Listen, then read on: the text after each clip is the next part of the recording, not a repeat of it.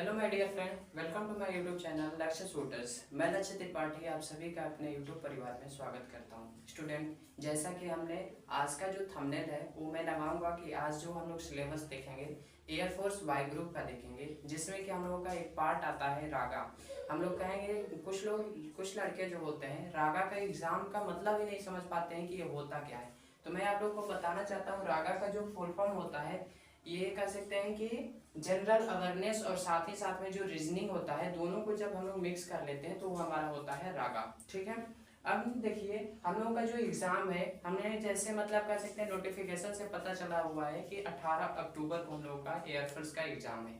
मैं आप लोग को कोशिश करूंगा, और कोशिश से नहीं मैं आपको 100% कह सकता हूं कि मात्र मेरे 10 वीडियो देख लीजिएगा, उसके बाद अगर जनरल अवेयरनेस पूरा नहीं होगा तो फिर कहिएगा। यानी मैं आपको दावा दे सकता हूं कि जनरल अवेयरनेस का मैं 10 वीडियो में से कंप्लीट करा दूंगा। एयरफोर्स का जो भी मतलब कर सकते हैं सब्जेक्ट है, सिर्फ जीके की बात कर रहा हूँ। तो हम लोग आज के सेशन को स्टार्ट करने से पहले 2 लाइन प्यारी सी बातें पढ़ लेते हैं, उसके बाद स्टूडेंट हम लोग क्या करेंगे कि सेशन को स्टार्ट करेंगे। लेकिन मैं सेशन को स्टार्ट करने से पहले आप लोग से एक विनती करता हूं कि मेरे चैनल को सब्सक्राइब कर दें, ज़्यादा से ज़्यादा इस क्लास को शेयर कर दें ताकि आप लोग को फायदा हो सके और साथ ही साथ में आपके दोस्त को भी फायदा हो सके। देखिए यहाँ पे है कि मुझे 2 लाइन में मोटिवेशन करने के लिए मैंने बोला था कि प्यारी सी बातें पढ़ेंगे। मुझे फुर्सत कहाँ के मौसम सुहाना देखूं, मुझे फुर्सत कहाँ के मौसम सुहाना देखूं, तेरी यादों से निकलूं तब तो जमाना देखूं। स्टूडेंट, ऐसा मैंने किसी लड़की के लिए नहीं बोला, बल्कि मैंने एक वर्दी लवर के लिए बोला है। ठीक है। तो हम लोग आज का जो सेशन है उस सेशन को स्टार्ट करते हैं। रुको हम कट कर ले। रेडी। आज के सेशन में हम एक वन लाइनर प्रश्न देखेंगे, मतलब जो एकदम आने वाला प्रश्न है उसको देखेंगे। मैं आज आप लोग को बताता हूँ कि आज हम लोग क्या पढ़ेंगे। तो आज स्टूडेंट हम लोग पढ़ेंगे राष्ट्रीय प्रतीक। राष्ट्रीय क्या पढ़ना चाहते हैं हम लोग? राष्ट्रीय प्रतीक। ठीक है स्टूडेंट, मुझे आशा है कि शायद आप लोगों को अच्छा से दिखाई देता होगा। अगर प्रॉब्लम होगी तो आप लोग वीडियो के कमेंट में बता सकते हैं। हम लोग कोशिश करेंगे कि जो अगली वीडियो लाए तो उसको अच्छे से अच्छा लाएं। इसको आप लोग इंग्लिश में नेशनल सिंबल्स के भी नाम से जान सकते हैं या फिर कह सकते हैं। अब देखो स्टूडेंट, इसमें कई चीजें आती हैं, मतलब मैं कह सकता हूँ कि इसमें बहुत सारी चीजें आती हैं और सबके बारे में मैं डिटेल से पढ़ाऊंगा। ऐसा नहीं कि मैं संक्षिप्त में लेकर चला जाऊंगा, मैं कहूँ कि 1 महीना में वीडियो ये अपना सिलेबस को कंप्लीट करना है, तो नहीं, ऐसा बात नहीं है। और आप लोग से ध्यान से देखिएगा, मैं आपसे एक विनती करता हूं कि मैं 100% आपका सिलेबस कंप्लीट करके दूंगा। अब देखिए इसका स्टार्ट करते हैं कि राष्ट्रीय प्रतीक क्या है। तो राष्ट्रीय प्रतीक में सबसे पहला देखिए मैं कहूंगा कि आता है हमारा राष्ट्रीय गान।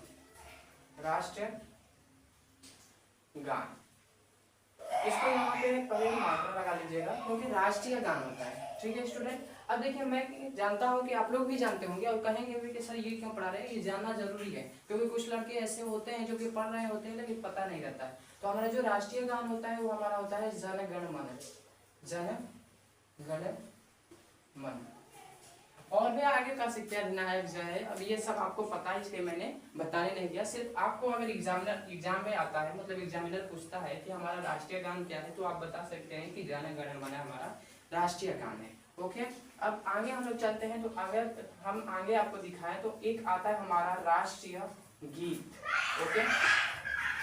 जो हमारा राष्ट्रीय गीत आता है ये कौन सा होता है, तो मैं आपसे बताना चाहूँ तो बताऊंगा, ये हमारा होता है वंदे मातरम। मातरम। ठीक है, ये हमारा होता है राष्ट्रीय कह सकते हैं गीत। हमारे अगर आपसे एग्जामिनर ऑप्शन देता है और ऑप्शन देकर पूछता है कि राष्ट्रीय गीत कौन सा है, तो आप बताइएगा कि हम लोगों का राष्ट्रीय गीत कौन सा है? वंदे मातरम। अब मैं ये क्यों लिखवा रहा हूँ, क्योंकि आप लोग एयरफोर्स ज्वाइन करने वाले हैं, मतलब एयरफोर्स के जवान बनने वाले हैं। तो एयरफोर्स का जवान जो होते हैं ज्यादातर जन गण मन और ये सब वंदे मातरम बोलते रहते हैं, इसलिए मैंने आपको जनरल चीजें बता दिया। अब देखिए आगे आता है कि राष्ट्रीय जलीय जीव कौन सा है। यहाँ पे अगर मैं लिखना चाहूँ तो ये लिखूंगा कि हमारा राष्ट्रीय जलीय जीव कौन है, मतलब मैंने लिखा फिर से राष्ट्रीय जलीय जीव कौन है। तो मैं यहाँ पे अगर आपको बताना चाहूँ तो ये बता सकता हूँ कि गांगले डॉल्फिन होती है, जो कि हमारा राष्ट्रीय जलीय जीव होती है। अब मैं इसको कह सकते हैं गांगले डॉल्फिन। ओके। फिर हम लोग आगे चलते हैं। तो आगे अगर मैं देखूं कि राष्ट्रीय पशु कौन सा होता है, अब ये मैं बताना चाहूंगा कि हमारे राष्ट्रीय पशु जो हमारा कह सकते हैं कि राष्ट्रीय पशु मतलब भारत का राष्ट्रीय पशु कौन सा है, तो इसके लिए आप कह सकते हैं कि बाघ हमारा राष्ट्रीय पशु है।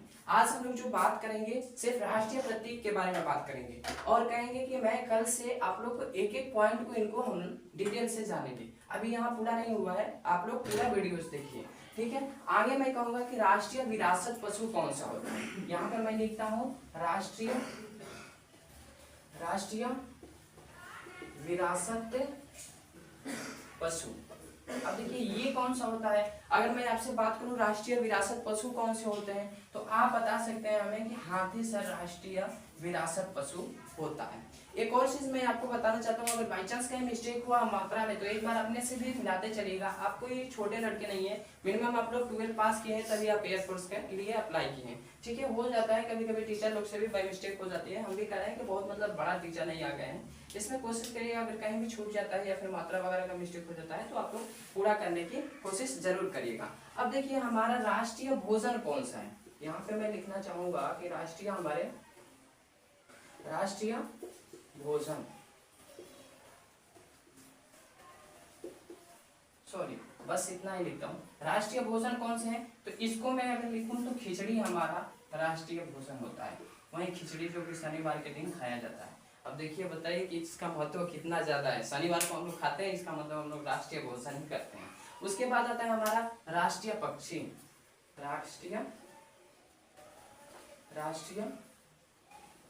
पक्षी, ठीक है, पक्षी।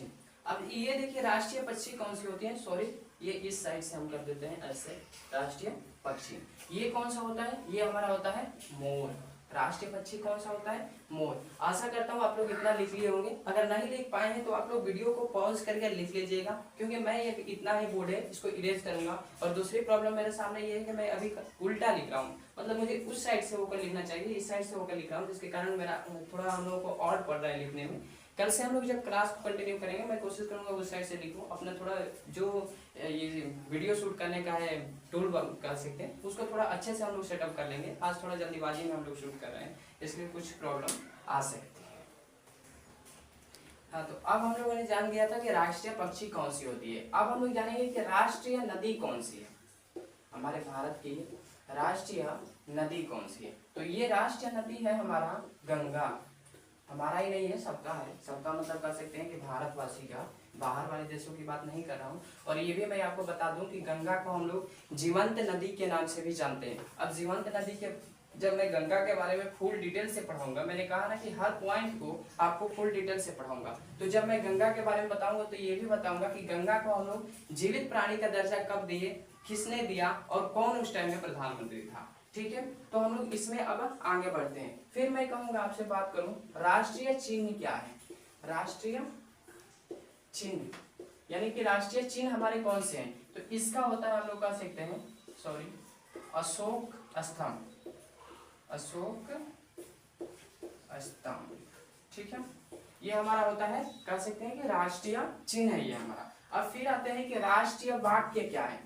जैसे राष्ट्रीय वाक्य, हर राष्ट्र का कोई ना कोई एक वाक्य होता है, तो उसी तरीके से हमारे भारत का राष्ट्रीय वाक्य कौन सा है, तो देखते हैं हर फिल्मों में दिखाई देता है या फिर कह सकते हैं हर जगह दिखाई देता है। यहाँ तक कि जब आप लोग जाएंगे एयरफोर्स में ज्वाइन करेंगे तो आपका जो कैप होगा, तो कैप जब सामने लगाएंगे तो उस कैप के ऊपर भी आपका लिखा रहेगा, वो होता है हमारा सत्यमेव जयते, सत्यमेव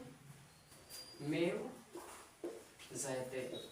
इसका मतलब भी होता है सत्य की जीत, सत्यमेव जयते का मतलब होता है सत्य की जीत, ठीक है। फिर एक हमारा बचता है कि राष्ट्रीय सब्जी कौन से होते हैं। राष्ट्रीय सब्जी, देखिए इसमें दो ऐसे नाम है जिसमें हंसी आई होगी। एक हमारा भोजन का नाम है जो कि खिचड़ी है, और अभी मैं आपको बताऊंगा कि राष्ट्रीय सब्जी जो है हमारी कद्दू है, ठीक है। या फिर कद्दू का दूसरा नाम अगर आप लोग जानते हो, देहात में रहते हैं तो उसको लौका या फिर लौकी के नाम से जानते हैं, ठीक है। ऐसे मैं कद्दू ही लिखता हूँ, कद्दू हमारे राष्ट्रीय सब्जी हैं, ठीक है। अब मेरा राष्ट्रीय एकदम लास्ट वाला बचा हुआ है जिसको हम लोग कह सकते हैं कि हमारे राष्ट्रीय फल कौन से हैं।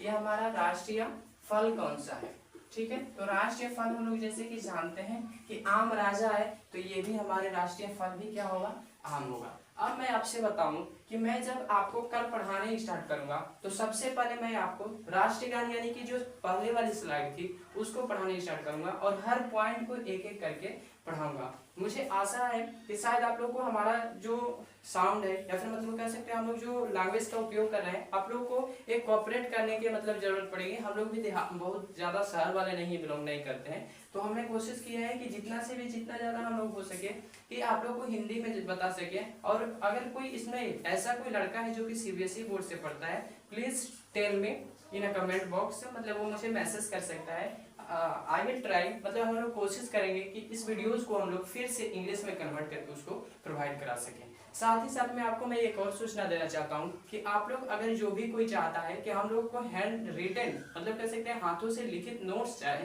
तो आप हमारे नंबर 9801163593 पे व्हाट्सएप करके आप हैंड रिटन नोट्स प्राप्त कर सकते हैं। जैसे कि मैंने कहा कि ये जो हम लोग का क्लास रहेगा हमारे 30 डेज में फुल एग्जाम मतलब कर सकते हैं एयरफोर्स का रागा सब्जेक्ट कंप्लीट हो जाएगा। रागा का मैंने बता दिया मतलब क्या होता है। रागा का मतलब होता है रीजनिंग और जनरल अवेयरनेस, ठीक है। तो मुझे आशा नहीं पूर्ण विश्वास है कि आप लोग हमारे वीडियोस को ज़्यादा से ज़्यादा लाइक करेंगे, हमें बहुत ज़्यादा सपोर्ट करेंगे। फिलहाल अभी हम लोग नीचे वाली श्रेणी पे है, हम लोग को ऊपर उठाने की कोशिश कर रहे हैं। तो हम लोग मिलते हैं नेक्स्ट वीडियो में, तब तक के लिए जय हिंद, जय भारत, जय बिहार और कह सकते हैं साथ साथ में अब की बात वर्दी पाक।